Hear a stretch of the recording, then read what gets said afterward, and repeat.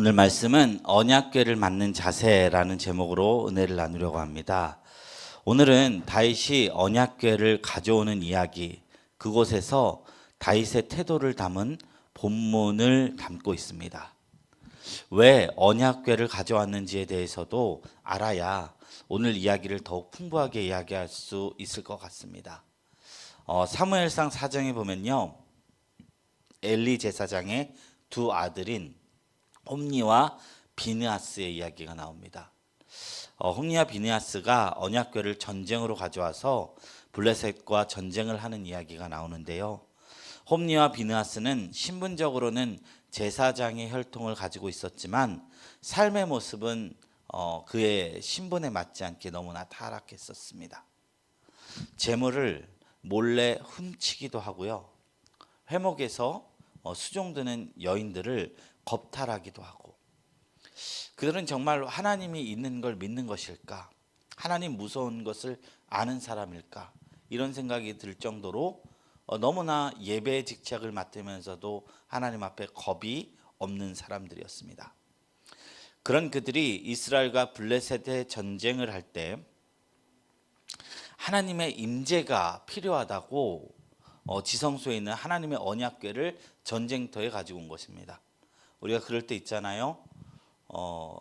평소에는 하나님을 무시하다가 위기의 때가 오면 갑자기 하나님의 손을 잡고 기도하고, 일평생 하나님을 모른 채 살아가다가 꼭 그런 순간에만 하나님을 찾는 사람들이 있습니다. 근데 홈니와 비느하스는요, 그런 사람들이었던 것 같아요. 하나님의 임재가 필요하다고 지성소에 모셔있는 하나님의 언약궤를 전쟁터로 가져왔습니다. 그런데 이 언약궤가 온다는 소식이 들릴 때 적군이었던 블레셋 군대는 두려워 떨었습니다. 왜냐하면 그 옛날 이스라엘 민족이 요단강을 건너 여리고성을 통해 가나안으로 진격해 왔을 때 하나님의 임재와 더불어서 수많은 민족들을 패망시켰던 이야기를 역사를 통해서 블레셋 민족은 익히 알고 있었기 때문입니다. 그래서 언약궤가 오면 하나님이 임재하시는구나, 우리는 망했구나 라고 블레셋은 생각하고 있었던 거예요.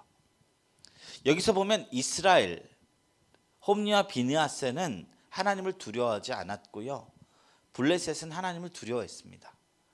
하나님이 그때 누구의 손을 들었습니까? 블레셋의 손을 들었다는 거예요.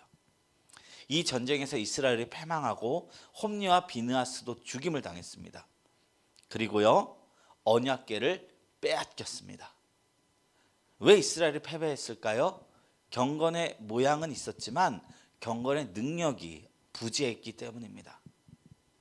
오늘 본문은요, 시간이 흐르고 다윗이 왕위를 얻은 뒤 그때 빼앗겼던 언약궤를 다시 예루살렘으로 가져오는 이야기를 담고 있습니다.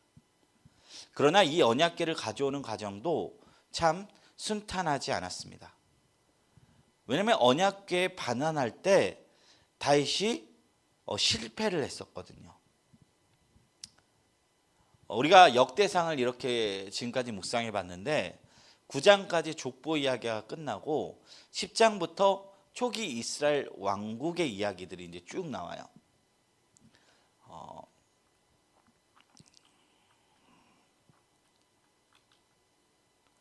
잠시만요. 역대상 이제 10장을 보면요, 다윗이 사울이 이제 죽는 이야기가 나오고요, 11장은요 다윗이 왕위를 얻는 이야기가 나옵니다. 그리고 시온산성을 정복한 후 예루살렘을 세우고 12장은요 각 지파에서 이제 다윗에게 이제 모여든 용사들로 인해서 이스라엘이 부강해지는 이야기로 내용이 채워져 있어요. 다윗은 12장까지 승승장구했습니다. 만군의 여호와가 하나님이 진짜 다윗과 함께 했기 때문에 다윗은 하는 것마다 열매를 맺습니다. 그러던 중에 13장에서요 이제 다윗이 시험이 찾아오는 장면이 나와요. 어떤 시험이요? 블레셋에서 승리하고 하나님의 궤를 이제 다시 가져오는 과정에서 수레에 담고 옮기다가 여호와의 개가 그 앞에 있는 짐승이 놀라가지고 떨어질 뻔했어요. 이때 웃사라는 사람이 여호와의 개가 땅에 떨어지지 않게 하기 위해서 손으로 이렇게 막았어요. 그러다 그 웃사가 죽었습니다. 다윗이 이때 12장까지 승승장구하다가 실패를 맛봅니다.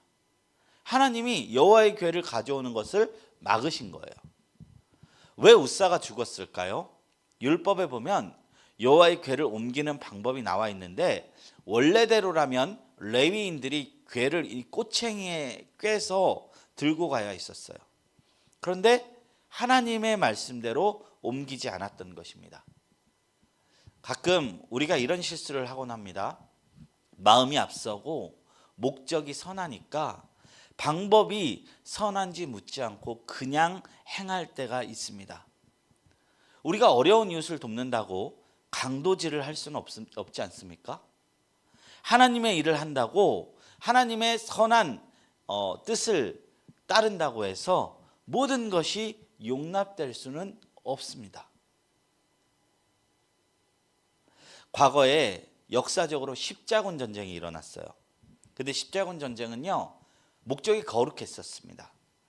동방의 기독교인들이 이슬람인들로 인해서 이제 위험을 당하니까 동방의 기독교인들을 보호하며 이 땅에 하나님의 나라를 세운다라는 목적으로 십자군 전쟁을 당시 가톨릭 교회가 일으켰습니다.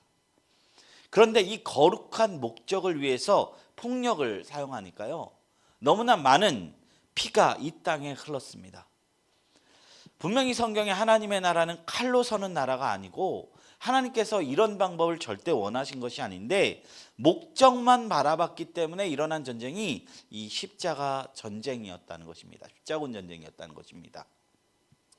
우리가 살아가면서 잘 될수록, 일이 잘 풀릴수록 조심해야 하는 부분이 이 부분이라고 생각합니다. 하나님의 일을 하면서요, 우리가 하나님의 의중을 살피지 않고 인간의 경험과 지혜로만 감당한다면 우리는 반드시 실패할 수밖에 없는 것을 성경과 역사는 우리에게 증거하고 있다는 것입니다. 다윗은요, 이 실패, 그 여호와의 궤를 가져오는 것을 실패하는 것으로 말미암아 정신이 바짝 차려졌어요. 하나님은 정말 다윗이 교만한 것을 너무나도 싫어하셨습니다. 그래서 다윗은 율법을 연구했습니다. 그래서 하나님의 방법으로 여호와의 궤를 예루살렘으로 가져오는데 아무도 죽지 않고 평화롭게 진행이 됩니다. 그래서 오늘 본문 말씀은 여호와의 궤가 다시 예루살렘으로 들어왔을 때 너무 기뻐서 하나님 앞에 찬양하는 장면을 담은 말씀인 것이에요. 마음 다해서 말씀을 나누겠습니다. 언약궤 이송을 앞두고 다윗은 이전 실수를 반복하지 않으려고 노력합니다.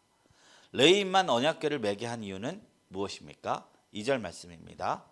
다윗이 이르되 레위 사람 외에는 하나님의 궤를 맬 수 없나니 이는 여호와께서 그들을 택하사 여호와의 궤를 메고 영원히 그를 섬기게 하셨음이라 하고, 여기 보면요, 하나님이 레위인 고핫 자손만 언약궤를 맬 수 있도록 율법에 규정하셨기 때문입니다. 다윗은요, 이스라엘이 하나님 중심적인 나라가 되기를 일평생 바랬습니다. 그래서 하나님의 임재의 상징인 언약궤를 예루살렘으로 옮기려 한 것입니다. 언약궤를 가져오는 첫 시도에서 실패한 다윗은 2차 시도를 하면서 율법의 규례대로 레위 지파 중에서 그앗 자손이 언약궤를 직접 매게 했습니다. 이것은 민수기 4장 15절의 율법의 말씀을 준수한 것입니다. 우리가 아무리 선한 목표를 할지라도 그 과정이 잘못되었다면 즉시 중지하고 처음부터 다시 바르게 시작해야 된다는 것을 성경은 우리에게 이야기하고 있는 것입니다. 두 번째 질문입니다. 언약궤를 맺는 레위인은 자기 몸을 어떻게 해야 합니까? 12절에서 14절 말씀이에요. 그들에게 이르되 너희는 레위 사람의 지도자이니 너희와 너희 형제는 몸을 성결하게 하고 내가 마련한 곳으로 이스라엘 하나님 여호와의 궤를 메어 올리라. 14절 이에 제사장들과 레위 사람들이 이스라엘 하나님 여호와의 궤를 메고 올라가려 하여 몸을 성결하게 하고, 언약궤를 메는 레위는 어떻게 했다고요? 성결하게 했다. 성결하게 했다. 다윗 왕 때에 언약궤를 예루살렘으로 옮기는 일은 그앗 자손이 담당했지만 나중에 솔로몬 성전이 건축된 후에는 제사장이 언약궤를 지성소 안으로 메어서 안치했습니다. 그런데 다윗은 언약궤를 메는 레위인은 물론 제사장들까지 다 불러서 그들 몸을 모두 정결하게 하도록 씻었습니다. 몸을 정결하게 하는 건 물로 깨끗이 씻는 것뿐 아니라 부정한 것을 만지지 않고 성관계도 맺지 않는 것을 포함한 것입니다. 하나님 앞에 나갈 때 우리가 정결하고 깨끗해진다는 것은 이런 것이에요. 출애굽 언약 백성이 시내 산에서 처음 하나님의 임재를 경험할 때처럼 다윗은요, 모든 백성이 하나님 앞에 정결하게 성결하게 하여 하나님의 임재를 맞이하게 했다는 것입니다. 우리가 이 말씀을 통해서요, 그런 생각을 할 수 있습니다. 우리가 그리스도의 피로 정결하게 되었다는 것은 과연 어떤 것인가? 물로 사실 우리의 죄를 씻을 수 없죠. 아무리 씻은다 한들 우리 내면에 있는 죄악을 털어낼 수 없을 것입니다. 그래서 찬송가에서도 물 같은 것 가지고는 씻을 수가 아주 없네, 이런 말이 있잖아요.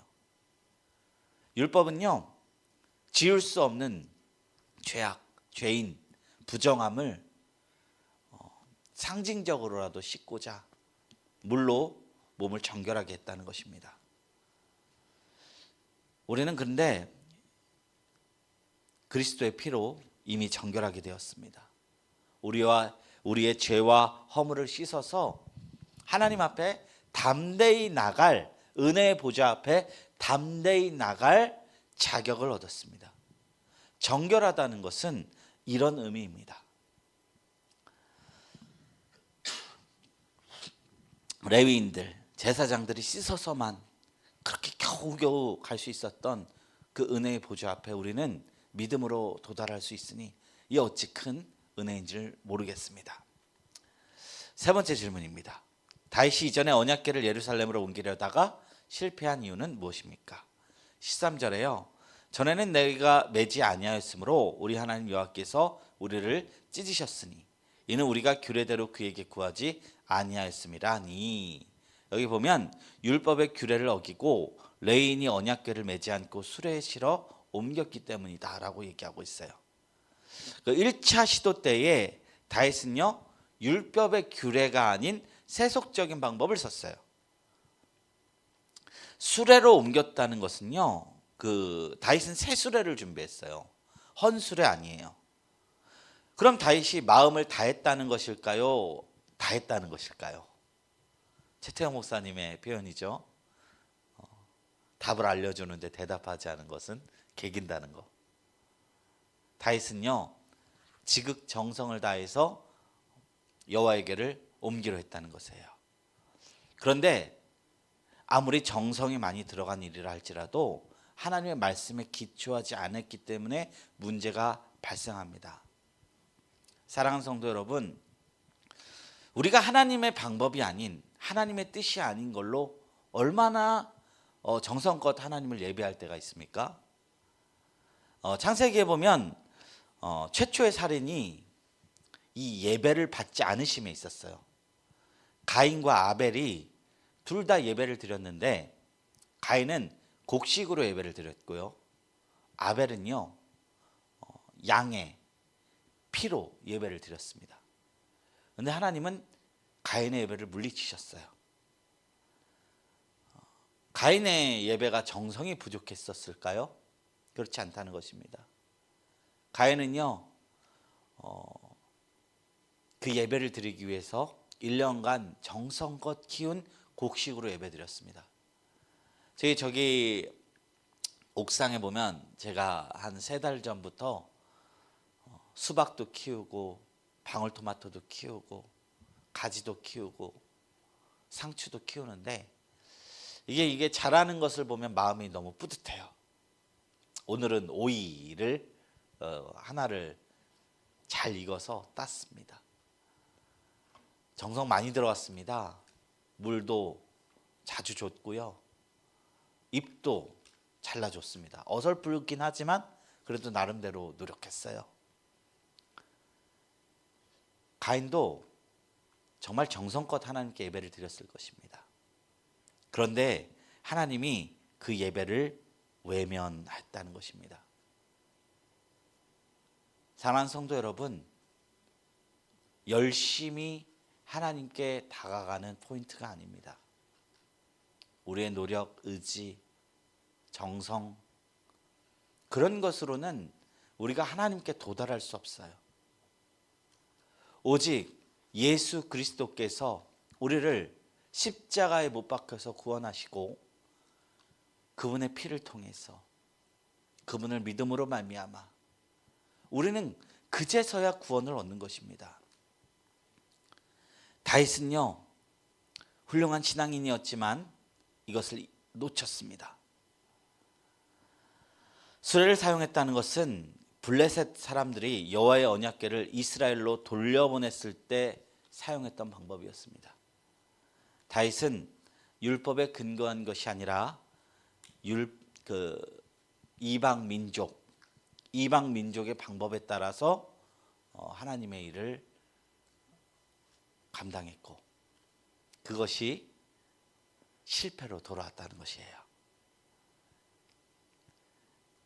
사랑하는 성도 여러분, 우리가 하나님 앞에 나갈 때 저 열심히 했어요, 최선 다했어요 보다 하나님의 뜻대로 살아갔습니다 라는 말을 하셨으면 좋겠습니다. 나눔 1번 질문입니다. 아무리 선한 일이라도 하나님의 말씀대로 하지 않는다면 결국 실패할 수밖에 없습니다. 내게 맡기신 하나님의 선한 일은 무엇입니까? 우리는 그 일을 어떤 과정과 방식으로 이루고 있는지 나눠봅시다. 언약궤를 옮기는 일은 하나님의 거룩함에 접촉하는 일입니다. 그러므로 언약궤를 매는 사람은 반드시 자기 몸을 성결하게 해야 합니다. 거룩하신 하나님 앞에 나아갈 때 우리는 어떻게 자신을 성결하게 해야 하는지 나눠봅시다. 1년의 과정을 통해서 어찌어찌 언약궤가 예루살렘 성전으로 돌아옵니다. 그런데 문제가 발생했습니다. 모두 하나님을 높여 찬양할 때 미갈이 이것을 냉소적으로 바라보고 있는 것입니다. 다윗은 레위지파 지도자들에게 어떤 명령을 내렸습니까? 16절 말씀이에요. 다윗이 레위 사람의 어른들에게 명령하여 그의 형제들을 노래하는 자들로 세우고 비파와 수금과 재금 등의 악기를 울려서 즐거운 소리를 크게 내라 하며 레위인 중에서 노래하는 자, 악기 다룬 자를 세워서 아주 풍성한 파티적인 예배를 드렸다는 것이에요.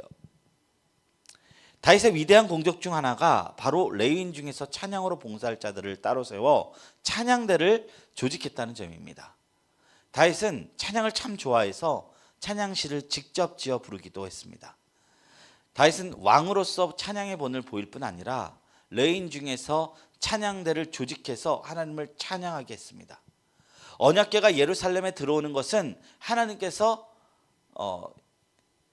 그 이스라엘의 수도에 강림하신다는 것을 의미했습니다. 하나님의 임재 앞에 백성이 보여야 할 마땅한 태도는 경배와 찬양이라는 것이에요. 지금도 우리 천상에서 하늘의 예배가 지금도 드려지고 있어요. 예배는요, 우리가 천국에서 하는 그 위대한 행위를 지금 이 땅에서 하는 것입니다. 하나님의 임재를 경험했을 때 다윗은 너무나 기쁘게 찬양했다는 것입니다. 그런데 문제가 생겼어요. 언약궤가 이동할 때 레위인 백성 다윗은 무엇을 하면서 이동합니까?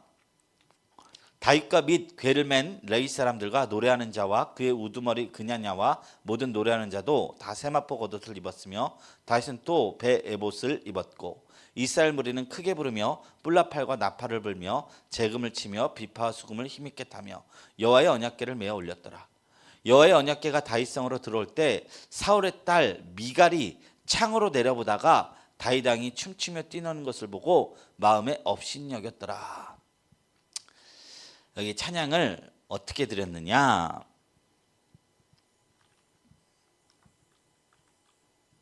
그냐냐를 비롯한 노래하는 레인이 앞장서고 백성은 크게 부르며 악기를 연주했고 다윗은 힘을 다해 춤을 추었다. 언약궤가 예루살렘으로 들어오자 왕, 지도자, 백성 가릴 것 없이 모든 이들이 기뻐하며 춤을 췄습니다. 하나님의 임재 앞에 지휘구와 막론하고 모든 이들이 예외 없이 경배자로 섰습니다. 다시 이렇게 기뻐하며 춤을 춘 것은 그가 왕이면서도 진정한 왕이 하나님이심을 인정했기 때문입니다. 언약궤가 입성하자 하나님 앞에서 그는 한낱 백성이 되었습니다. 춤으로 표현했습니다. 그러므로 다윗과 백성이 춤을 춘 건 감정적으로 흥분이 되어 자아도취된 것을 넘어서 하나님의 백성임을 겸손하게 인정하는 경배의 모습이었다는 것이죠. 그런데 이 장면을 본 사울의 딸 미갈은요, 어떤 마음을 품었을까요? 29절 말씀이에요. 여호와의 언약궤가 다윗성으로 들어올 때 사울의 딸 미갈이 창으로 내다보다가 다윗 왕이 춤추며 뛰노는 것을 보고 그 마음에 업신여겼더라. 뭐라고요? 마음에 업신여겼다. 왕이 온 이스라엘과 함께 하나님의 임재를 기뻐하며 춤을 출 때 미갈은 이것을 천박하게 봤어요. 미갈은 언약궤가 들어올 때 찬양하는 예배, 공동체에 섞이기보다는 홀로 떨어져 방관적인 비판자가 되었습니다.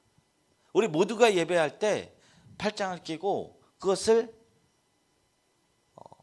천박하게 바라보는 분들이 계십니까?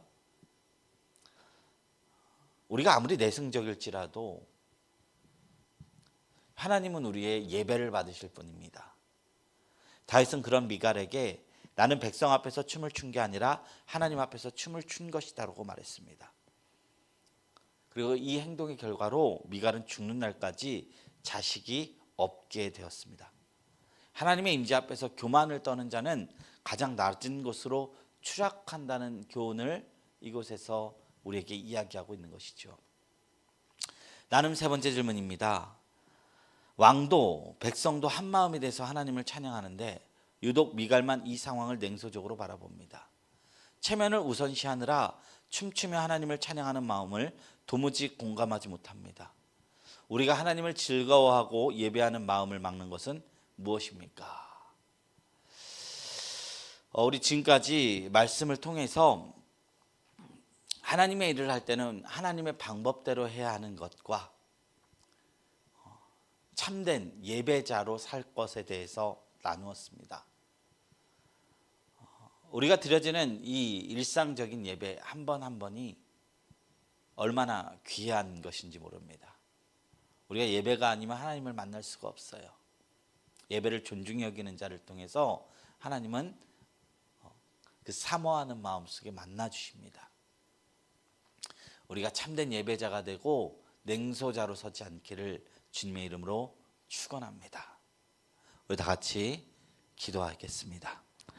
거룩하신 하나님, 오늘도 주님 앞에 나와 예배하게 하시니 감사합니다. 오늘 드려지는 예배를 통해서 우리가 하나님의 일을 감당할 때 내 생각, 내 의지, 내 정성이 아니라 하나님의 방법으로 감당해야 함을 하나님 묵상해 봤습니다. 우리의 사역을 맡고 있는 것은 무엇인지 고민해 보고 우리가 주님의 뜻 가운데 살아갈 수 있도록 축복하여 주시옵소서. 또한 우리가 모든 예배 가운데 참된 예배자가 돼서 하나님을 경배하는 삶 살 수 있도록 붙잡아 주시옵소서. 감사드리며 우리 구주 예수님의 이름으로 기도드립니다. 아멘.